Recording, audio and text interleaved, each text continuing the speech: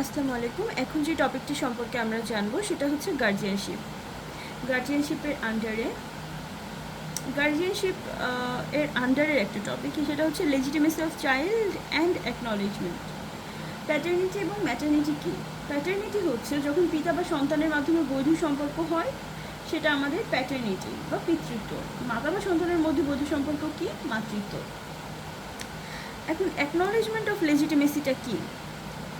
যখন কোনো সন্তানের বৈধ জন্মের বিষয় তার মাতার গর্ভধারণের সময় তার পিতামাতার বৈবাহিক সম্পর্কের দ্বারা প্রমাণ করা না যায়, সেই ক্ষেত্রে ওই সন্তান বা বিবাহকে স্বীকৃতি দানের মাধ্যমে বৈধ করা যায়। তো এটা কি স্বীকৃতি দান, বেসিক্যালি কি অ্যাকনলেজমেন্ট অর্থ কি? অ্যাকনলেজমেন্ট অর্থই কিন্তু স্বীকৃতি। এক্ষেত্রে কি করছে, লেজিটিমেসিটাকে যে বৈধতাটাকে সে স্বীকৃতি দিচ্ছে যখন হচ্ছে মাতার গর্ভধারণের সময় পিতামাতার বৈবাহিক সম্পর্কের দ্বারা প্রমাণ করা যাচ্ছে না, তখন এই স্বীকৃতিটা প্রয়োজন, যে লেজিটিমেসি স্বীকৃতি দিচ্ছি আমি।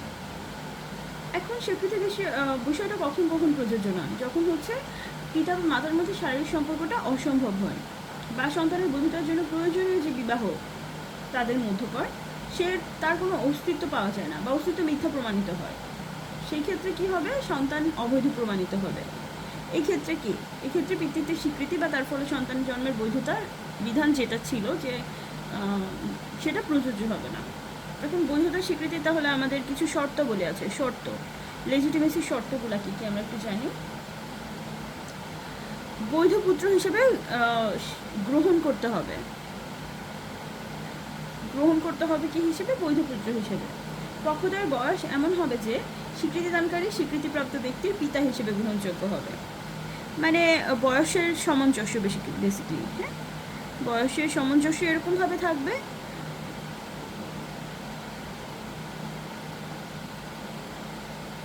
বানান ভুল হতে পারে, আমি সরি।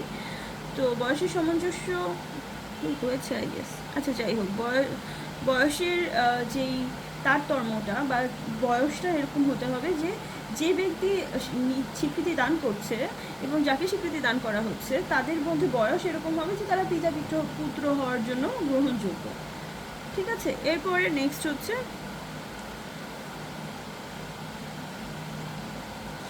স্বীকৃতিপ্রাপ্ত ব্যক্তি অবস্থায় অন্য কোনো কারো সন্তান বলে গণ্য হবে না। যখন তাকে স্বীকৃতি দেওয়া হচ্ছে অন্য কারো সন্তান হবে না।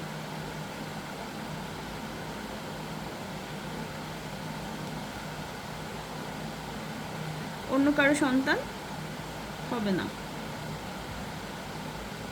এছাড়া কি, স্বীকৃতিপ্রাপ্ত ব্যক্তি কর্তৃক স্বীকৃতিটি অস্বীকার করলে বৈধ স্বীকৃতি বলে গণ্য হবে না। আচ্ছা যাই হোক, এই তিনটা শর্তই বেসিক্যালি আমাদের, যে একটা হচ্ছে সে পুত্র হিসেবে গ্রহণ করছে, দ্বিতীয়টা হচ্ছে তাদের মধ্যে বয়সের একটা তারতম্য থাকবে, একটা সামঞ্জস্য থাকবে, তারপরে হচ্ছে অন্য কারো সন্তান সে হবে না। এই শর্তগুলোর মাধ্যমে হচ্ছে কি করা যায়, লেজিটিমেসি অ্যাকনলেজমেন্ট করা যায়, লেজিটিমেসি অ্যাকনলেজমেন্ট অফ লেজিটিমেসি।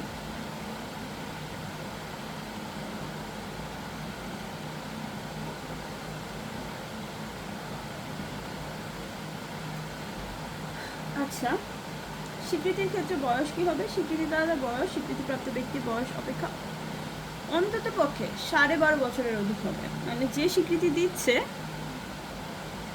স্বীকৃতিদাতা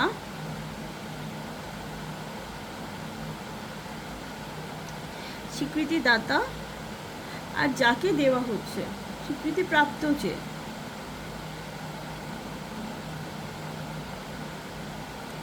তাদের মধ্যে বয়সের পার্থক্য কত হবে? 12.5 বছর। কত? 12.5 বছর, এর বেশি হবে না।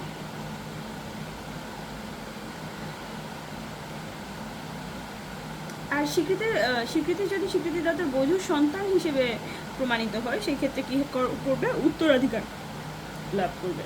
দত্তক কিন্তু মুসলিম আইনে গ্রহণযোগ্য নয়। হ্যাঁ, মুসলিম আইনে পিতামাতা বা সন্তানের সম্পর্ক প্রতিষ্ঠার ক্ষেত্রে দত্তক কি গ্রহণযোগ্য নয়। এখন সন্তানের বৈধতা সম্পর্কে অনুমান। আচ্ছা, এটা আমরা একটু দেখি। সন্তানের বৈধতা সম্পর্কে অনুমান কি হবে? বিবাহের পর 6 মাসের কম সময়ের মধ্যে সন্তান জন্মগ্রহণ করলে সাধারণত উক্ত সন্তান কি হবে? অবৈধ হবে। তবে স্বামী স্বীকার করে নিলে তা বৈধ। বুঝা গিয়েছে? যে ধরুন বিয়ে হয়েছে, যেদিন বিয়ে হচ্ছে তার থেকে 6 মাসের কম সময়ের মধ্যে, 6 মাসের কম সময়ের মধ্যে যদি কোনো সন্তান জন্ম নেয়, সেই ক্ষেত্রে কী হবে, সে অবৈধই হবে। কিন্তু যদি স্বামী স্বীকার করে, এক্ষেত্রে এক্সেপশন কি, স্বীকার করে নিলে আবার সে বৈধ হয়ে যাবে। বিবাহের 6 মাস পর সন্তান জন্মগ্রহণ করলে কিন্তু উক্ত সন্তান বৈধ হবে, কিন্তু স্বামী অস্বীকার করলে আবার অবৈধ হবে। এখন দেখুন 6 মাস সে পর জন্মগ্রহণ করছে, তাহলে কি হবে, বৈধ। কিন্তু যদি স্বামী অস্বীকার করে, এখানে কিন্তু স্বামীর স্বীকার অস্বীকারের একটা বিষয় আছে, অস্বীকার যদি করে সেক্ষেত্রে কিন্তু অবৈধ হয়ে যাবে। তো হানাফি আইন অনুসারে বিবাহ বিচ্ছেদের 2 বছরের মধ্যে ভূমিষ্ঠ সন্তান বৈধ বলে অনুমান করা হবে যদি না লিয়ান দ্বারা সন্তান অস্বীকার করা হয়। লিয়ান কি আমরা জেনেছি, লিয়ান হচ্ছে ব্যভিচার, স্বামী যখন স্ত্রীর বিরুদ্ধে ব্যভিচারের এলিগেশনটা আনে, সেটা হচ্ছে লিয়ান। এবং এলিগেশনটা আনার পরবর্তীতে যেটা হয় ওটা আমরা জেনেছি আগে। যাই হোক, তো বিবাহ বিচ্ছেদের 2 বছরের মধ্যে ভূমিষ্ঠ সন্তান, কত বছরের মধ্যে, হানাফি আইন অনুসারে হানাফি আইন অনুসারে হচ্ছে বিবাহ বিচ্ছেদের 2 বছরের মধ্যে, বিবাহ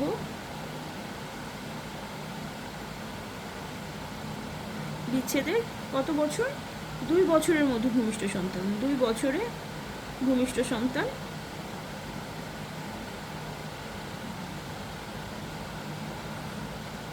2 বছর ভূমিষ্ঠ সন্তান হচ্ছে বৈধ হবে। যদি সেটা ব্যভিচার, মানে যদি সেটা ব্যভিচারের মাধ্যমে অস্বীকার করা না হয়, লিয়ানের মাধ্যমে যদি সেটা অস্বীকার করা না হয়, এক্ষেত্রে শাফি ও মালিকি আইন অনুসারে 4 বছর ও শিয়া আইন অনুসারে 10 চন্দ্রমাস বৈধতার সীমা হিসেবে গণ্য হবে। তাহলে অন্যান্য আমাদের স্কুল সম্পর্কে আমরা পড়েছি, এক্ষেত্রে হচ্ছে আমাদের শাফি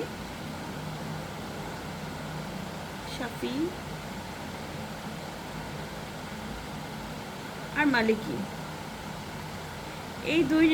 এই দুইটা মতবাদ অনুসারে, এই স্কুল অনুসারে কতদিন, 4 বছর বৈধ হওয়ার সময়সীমা, কতদিন, 4 বছর। আর শিয়াদের অনুসারে হচ্ছে এটা 10 চন্দ্রমাস, 10 চন্দ্রমাস, ঠিক আছে। আচ্ছা, তাহলে বেসিক্যালি কি হচ্ছে, বিবাহের পর 6 মাসের কম সময়ের মধ্যে যদি সন্তান জন্মগ্রহণ করে তাহলে ওই সন্তান কি হবে, অবৈধ হবে, কিন্তু স্বামী যদি স্বীকার করে নেয় তাহলে বৈধ হবে। এরপরে বিবাহের কত মাস পরে, 6 মাস পরে যদি সন্তান জন্মগ্রহণ করে এবং সেটা তাহলে সেটা কি হবে, বৈধ হবে, কিন্তু যদি স্বামী অস্বীকার করে তাহলে অবৈধ হবে। এক্ষেত্রে হানাফি আইন অনুসারে আমাদের বিবাহ বিচ্ছেদ, এটা এই যে স্কুলগুলো সম্পর্কে আমরা বললাম, এইটা হচ্ছে বিবাহ বিচ্ছেদের ক্ষেত্রে প্রযোজ্য। বিবাহ বিচ্ছেদের ক্ষেত্রে হানাফি অনুসারে যদি হচ্ছে বিবাহ বিচ্ছেদের 2 বছরের মধ্যে সন্তান ভূমিষ্ঠ হয়, সেক্ষেত্রে সে বৈধ হবে। আর শাফি বা মালিকি অনুসারে যদি বিবাহ বিচ্ছেদের 4 বছরের মধ্যে ভূমিষ্ঠ হয় তাহলে বৈধ হবে। আর শিয়া অনুসারে 10 চন্দ্রমাস। খুবই ইজি না, একটু মনে রাখতে হবে। সন্তানের বৈধতা যখন হচ্ছে বিয়ের 6 মাসের কম সময়ে যদি তার হয়, কম সময়ের মধ্যে যদি সন্তান জন্মগ্রহণ করে তাহলে সেটা অবৈধ হবে, কিন্তু যদি স্বীকার করে নেয় স্বামী তাহলে সেটা বৈধ হবে। 6 মাস পরে যদি হচ্ছে জন্মগ্রহণ করে তাহলে সন্তান বৈধ হবে, যদি স্বামী অস্বীকার করে নেয় সেক্ষেত্রে সেটা অবৈধ হবে। এরপরে বিবাহ বিচ্ছেদের ক্ষেত্রে হানাফি মতবাদ অনুসারে বিবাহ বিচ্ছেদের 2 বছরের মধ্যে যদি সন্তান ভূমিষ্ঠ হয় তাহলে সে বৈধ হবে। শাফি মালিকের 4 বছরের মধ্যে যদি ভূমিষ্ঠ হয় তাহলেও বৈধ হবে, সে অনুসারে 10 চন্দ্রমাসের অনুসারে বৈধ হবে। ঠিক আছে, খুবই ইজি। মুসলিম আইন এবং 1872 সালে সাক্ষ্য আইনের 112 ধারা সম্পর্কে আমরা এখন একটু দেখি যে মুসলিম আইনের সন্তানের বৈধতা এবং 1900 মানে কন্ট্রাক্ট অ্যাক্ট, বেসিক্যালি কন্ট্রাক্ট অ্যাক্টের 1872 এর 112 ধারা অনুসারে সন্তানের বৈধতার অনুমানের মধ্যে পার্থক্য আছে। সাক্ষ্য আইন অনুযায়ী মুসলিম আইনের বিধানকে অতিক্রম করেছে, যা এলাহাবাদ হাইকোর্ট মামলায় প্রশ্ন উঠেছে?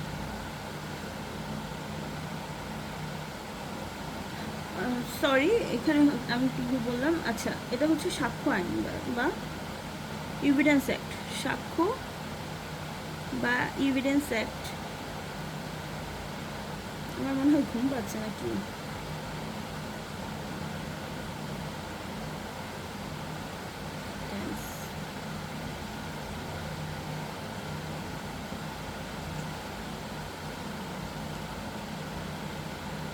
সাক্ষ্য আইন অনুসারে কি হবে? বিবাহ বিচ্ছেদের এভিডেন্স অ্যাক্ট কত? এভিডেন্স অ্যাক্ট 1872 এর মতো বিবাহ বিচ্ছেদের 280 দিনের মধ্যে সন্তান জন্ম নিলে সন্তান বৈধ হবে। কত দিনের? বিবাহ বিচ্ছেদের 280 দিনের মধ্যে, এটা দিনের মধ্যে জন্ম নিলে বৈধ। মধ্যে নিলে বৈধ, ঠিক আছে? মানে এটা কিন্তু মুসলিম ল থেকে একটু ডিফারেন্ট, যেখানে বলছে যে 100 কত ধারা অনুযায়ী এভিডেন্স অ্যাক্টের হচ্ছে 112 ধারা অনুযায়ী 112 ধারা অনুযায়ী 280 দিনের মধ্যে যদি বিবাহ বিচ্ছেদের 280 দিনের মধ্যে যদি জন্ম নেয় সন্তান, সেক্ষেত্রে সে বৈধ হবে। যদিও এটা মুসলমানদের ক্ষেত্রে প্রযোজ্য, কিন্তু কি হবে, অনিয়মিত বিবাহের ক্ষেত্রে কিন্তু এটা প্রযোজ্য না।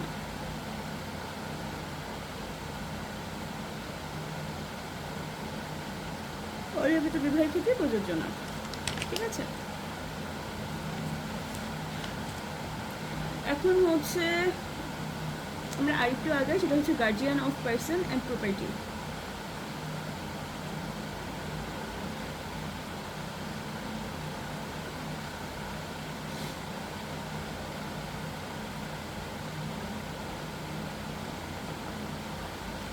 Guardianship of person and property. হিজানক কি? ওলিয়াত, তত্ত্বাবধান। হিজানক মুসলিম আইনের পিতা হলেন নাবালক সন্তানের শরীর ও সম্পত্তির স্বাভাবিক অভিভাবক। পিতার অবর্তমানে বা পিতা অসমর্থ হলে নাবালকের অভিভাবক কে হবেন সে ব্যাপারে মুসলিম আইনে স্পষ্ট কোনো বিধান নাই। তো বেসিক্যালি কে, মানে গার্জিয়ান কে হচ্ছে পিতা। মুসলিম আইনের সন্তানের শরীরের ব্যাপারে নিষিদ্ধ বয়স পর্যন্ত মা তত্ত্বাবধানের অধিকারী, কিন্তু মা সন্তানের কোনো স্বাভাবিক অভিভাবক না। মানে মা হচ্ছে মুসলিম আইনের তত্ত্বাবধানের অধিকারী, কিন্তু সে কি কোনো স্বাভাবিক অভিভাবক না। তত্ত্বাবধানের অধিকারী কত সময় পর্যন্ত? একটা নির্দিষ্ট সময় পর্যন্ত, কিন্তু মা কোনো স্বাভাবিক অভিভাবক নন, ঠিক আছে? মা যদি পুনরায় বিবাহ করে, সেক্ষেত্রে নাবালক সন্তানের তত্ত্বাবধানের অধিকার বহাল রাখতে হলে মায়ের দ্বিতীয় স্বামীকে সন্তানের রক্ত সম্পর্কীয় নিষিদ্ধ স্তরের মধ্যে একজন হতে হবে, অন্যথায় মা তত্ত্বাবধানের অধিকার হারাবে,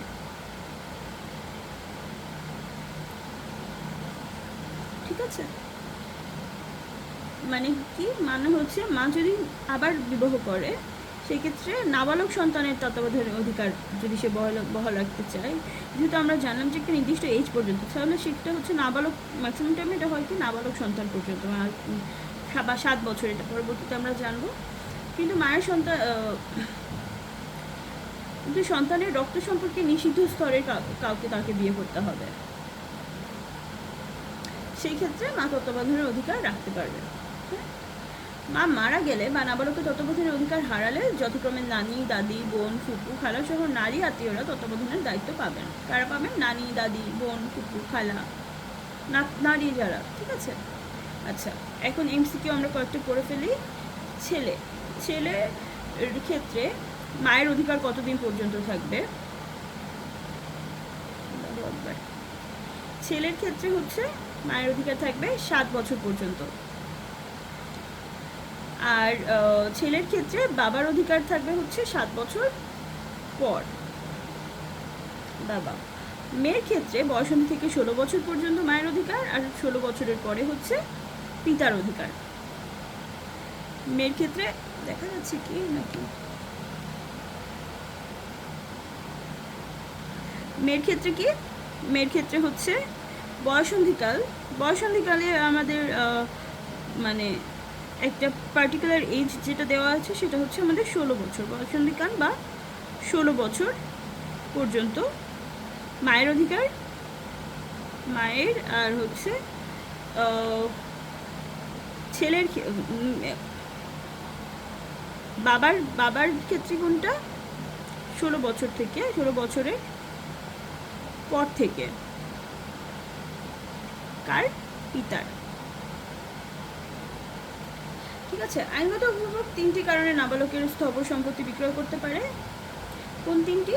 ক্রেতা দ্বিগুণ মূল্য দিতে প্রস্তুত থাকলে, মানে এই যে প্রপার্টি গার্জিয়ানশিপ সেটা সে কোন ক্ষেত্রে সে বিক্রয় করতে পারে। এটা কিন্তু একটু ইম্পর্ট্যান্ট, আমরা হালকা একটু বেশি জোর দিয়ে করতে চেষ্টা করি যে আইনগত অভিভাবক কয়টি কারণে নাবালকের স্থাবর সম্পত্তি বিক্রয় করতে পারে। স্থাবর সম্পত্তি নাবালকের কার? নাবালকের স্থাবর সম্পত্তি বিক্রয়।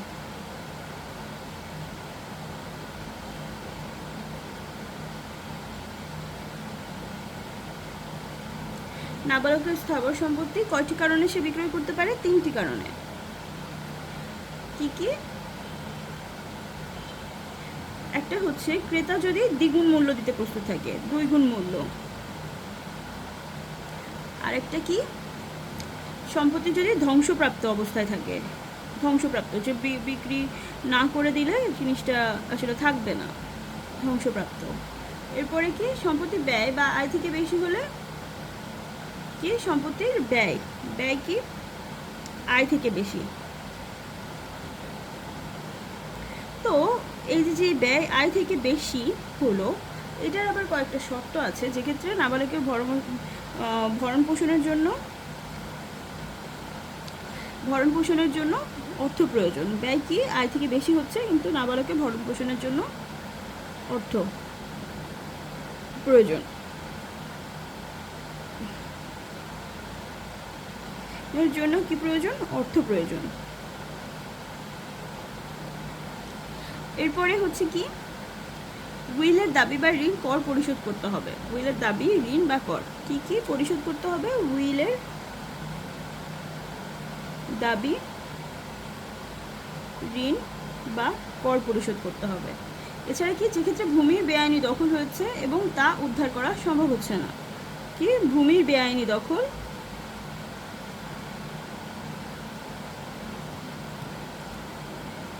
কিন্তু তা উদ্ধার করা সম্ভব না।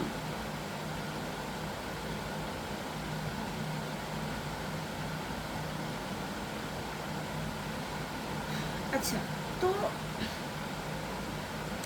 কোন কোন ক্ষেত্রে, এটা কিন্তু একটু ইম্পর্ট্যান্ট, একটু মনোযোগ দিয়ে একটু শুনবেন যে কোন কোন ক্ষেত্রে, সরি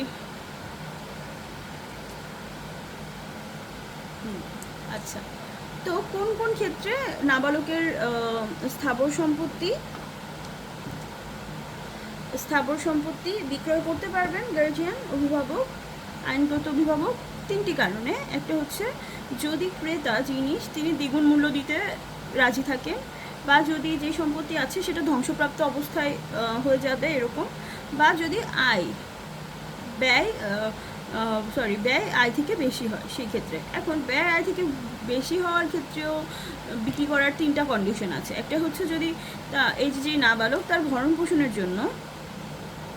নাবালকের ভরণ পোষণের জন্য অর্থ প্রয়োজন হয়, বা উইলের বা হচ্ছে ঋণের বা করের দাবি পরিশোধ করতে যদি হয় সেই ক্ষেত্রে করতে পারবে। আর যদি যে ক্ষেত্রে ভূমির বেআইনি দখল হয়েছে তা উদ্ধার করা সম্ভব হচ্ছে না, সেই ক্ষেত্রেও সে বিক্রি করতে পারবে। হ্যাঁ, তো কী কী কারণে? 2 গুণ মূল্য পরিশোধের জন্য, ধ্বংসপ্রাপ্ত হতে গেলে, আর ব্যয় আয় থেকে বেশি হলে। আর ব্যয় আয় থেকে বেশি হওয়ার কন্ডিশন কী কী? নাবালকের ভরণ পোষণের জন্য অর্থ প্রয়োজন, উইলের দাবি বা ঋণ বা কর এগুলা পরিশোধ করতে হবে এই জন্য। আর যে ক্ষেত্রে হচ্ছে ভূমির বেআইনি দখল হয়েছে এবং তা উদ্ধার করা সম্ভব হচ্ছে না এক্ষেত্রে। ঠিক আছে, এখন আমরা একটু গার্জিয়ানের প্রকারভেদ সম্পর্কে জানি।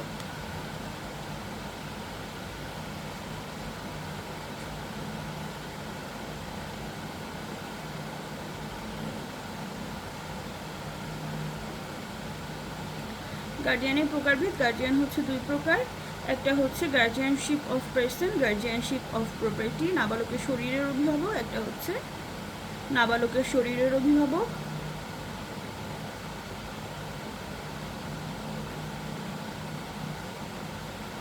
আর একটা হচ্ছে প্রপার্টি, নাবালকের সম্পত্তির অভিভাবক। এখন নাবালকের যে সম্পত্তির অভিভাবক এর আবার কয়েকটা প্রকারভেদ আমরা দেখি। সেটা হচ্ছে যে বৈধ অভিভাবক, আদালত কর্তৃক নিযুক্ত অভিভাবক, আর কি কার্যত অভিভাবক। একটা কি বৈধ অভিভাবক, আদালত কর্তৃক কিন্তু অনেক সময় হচ্ছে নিযুক্ত করা হয় যে ইনি হচ্ছে অভিভাবক হবেন নাবালকের, বা এরকম আদালত কর্তৃক নিযুক্ত, আদালত কর্তৃক নিযুক্ত অভিভাবক। আর হচ্ছে কার্যত অভিভাবক, কে কার্যত অভিভাবক। তাহলে এই যে নাবালকের সম্পত্তির অভিভাবক তারা কি কি? বৈধ অভিভাবক, আদালত কর্তৃক নিযুক্ত অভিভাবক, কার্যত অভিভাবক। ঠিক আছে, এরপরে নাবালকের বিবাহের অভিভাবক, সম্পত্তির অভিভাবক আর নাবালকের বিবাহের অভিভাবক, 3 প্রকার। হ্যাঁ, এটা তাহলে গার্জিয়ান কত প্রকারের? হচ্ছে 3 প্রকারের। একটা হচ্ছে নাবালকের শরীরের অভিভাবক, একটা হচ্ছে নাবালকের সম্পত্তির অভিভাবক, একটা হচ্ছে নাবালকের বিবাহের অভিভাবক বা গার্জিয়ানশিপ অফ ম্যারেজ। তাহলে গার্জিয়ান কত প্রকার? 3 প্রকার। কি কি? নাবালকের শরীরের অভিভাবক, নাবালকের সম্পত্তির অভিভাবক, বিবাহের অভিভাবক। নাবালকের সম্পত্তির অভিভাবক কি কি, কত প্রকার হতে পারে? এটা আবার 3 প্রকার হতে পারে। কি কি? বৈধ অভিভাবক হতে পারে, আদালত কর্তৃক নিযুক্ত অভিভাবক হতে পারে, বা কার্যত যে অভিভাবক তিনি হতে পারেন। ঠিক আছে, মা যখন সন্তানের অভিভাবকত্ব হারান, কখন কখন সে হারাবেন? মা কখন কখন সন্তানের অভিভাবকত্ব হারাবেন? মা হারাবেন কখন কখন? যখন হচ্ছে তিনি অসৎ জীবনযাপন করবেন। কী ক্ষেত্রে? অসৎ জীবনযাপন। যদি নাবালকের সাথে সম্বন্ধযুক্ত নয় এমন কোনো নিষিদ্ধ ধাপের ব্যক্তিকে সে বিবাহ করে। নাবালকের সাথে কে সম্বন্ধযুক্ত নয়, যিনি এরকম নিষিদ্ধ ধাপের ব্যক্তিকে বিবাহ করেন। নাবালকের সম্বন্ধযুক্ত নয় যিনি, হ্যাঁ, মানে আমরা একটু আগে দেখেছি যে তাকে তার অভিভাবকত্ব থাকতে তাকে অবশ্যই, যদি সে অন্য কাউকে বিয়ে করে তাহলে তাকে নাবালকের সাথে সম্বন্ধযুক্ত যিনি তাকে বিয়ে করতে হবে। নাবালকের সঙ্গে সম্বন্ধযুক্ত নয়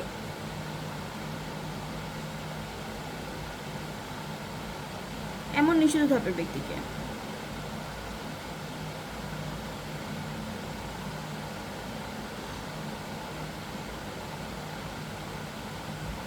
সন্তানের প্রতি অবহেলা বা দায়িত্ব পালনে অপরাগতা। তো এর পরেটা কি? অবহেলা, সন্তানের প্রতি অবহেলা বা দায়িত্ব পালনে অপরাগতা। এরপরে হচ্ছে বিবাহ বলবৎ থাকা অবস্থায় স্বামীর ঘর থেকে দূরে অন্য কোথাও অবস্থান করলে, দূরে কোথাও অবস্থান করলে, ঠিক আছে, মানে স্বামীর ঘরে না থাকলে, সেই এই ক্ষেত্রে, এই কয় ক্ষেত্রে হচ্ছে মা সন্তানের অভিভাবকতা হারান। তাহলে কী ক্ষেত্রে আমরা আরেকবার একটু রিভিশন দিই? অসৎ জীবনযাপন করলে, যদি নাবালকের সাথে সম্বন্ধযুক্ত নয় এমন কোনো নিষিদ্ধ ধাপের ব্যক্তিকে বিবাহ করে, সন্তানের প্রতি অবহেলা বা দায়িত্ব পালনে যদি সে অপারগ হয়, বিবাহ বলবৎ থাকা অবস্থায় যদি স্বামীর ঘর থেকে দূরে কোথাও অবস্থান করে। এই ক্ষেত্রে মা দ্বিতীয় বিবাহ করলে কি সন্তানের হিজানত হারিয়ে ফেলেন? তালাকের পর নাবালকের মা অন্য কোনো ব্যক্তির স্ত্রী হলে এর ফলে সকল ক্ষেত্রে ওই মহিলা উক্ত নাবালক সন্তানের হিজারত অধিকার থেকে বঞ্চিত হবেন।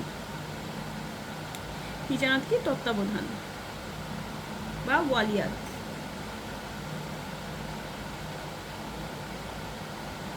ঠিক আছে, তো এতটুকুই। Thank you so much.